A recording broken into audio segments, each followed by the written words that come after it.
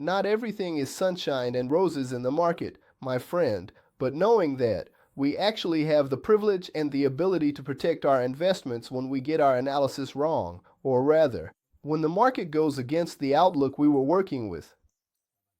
We were here carefully analyzing Chubb and considering the possibility that the company might potentially make a more bearish move, which would have given us an opportunity to profit from the stock's decline.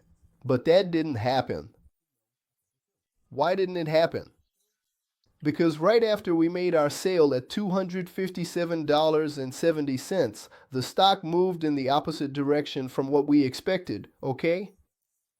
So basically, this is going to happen within our trading strategy about 20% of the time. That's right, 20% of the time, the market doesn't follow the trend, but in the other 80%, the market tends to respect the trend of the stock prices and bring us profit. And what is the decisive factor here for us to not let those 20%, a stop like the one that just happened, actually mess up all of our 80%? Because if I went 80% of the time, but in the 20% when the market doesn't go in favor of my investment and I don't limit that loss, those 20%, as unbelievable as it may seem, will eat up all the other 80% that we earned. Why? Because we need to limit that loss. So we have two lessons in this video here. The first one is that limiting losses, limiting risk, is a wonderful, unique, and exclusive advantage for those who operate in the stock market. That's right. If you open a store, you don't know how to stop the amount of losses you might have in that store. A hurricane could come, or a series of things could happen that would cause a huge loss. If you're going to provide a service, if you're going to invest in a company, if you're going to set up a factory, in all of these cases you won't be able to limit your losses if your project doesn't work out, because things can get out of hand and you could end up in debt. When we talk about the market, even before we made this trade, we had already set a rule. Look, I can lose $24.50 per share here, maybe a little more. Here it was a bit more. It ended up being $28, but still within a comfortable limit, within what I was expecting if everything went wrong. So think about it. I'm setting up my business, my stock shop, and if this trade doesn't work out, I can lock in my loss, take that money, and move on to the next trades. In other words, it's like I have a clothing store and I'm putting those clothes on sale a bit below what I paid for them, and with that, I can buy new inventory and keep running my store. It's exactly the same thing.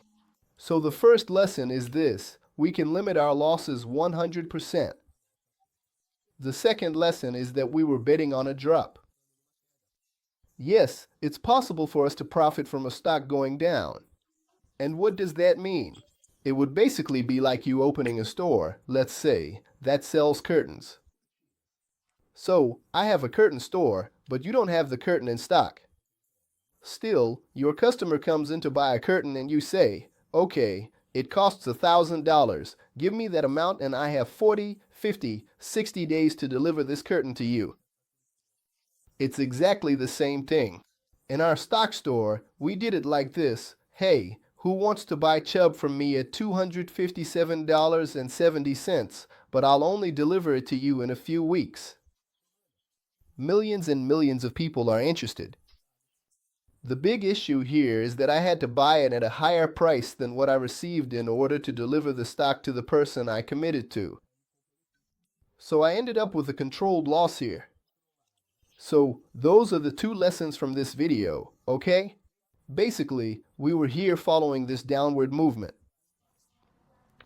We told our subscribers, guys, it's worth it, but there's a risk. Set your position size so you don't take unnecessary risks, okay? So, let's move on to this Chubb trade. There was opposition to entering into an option or entering into action.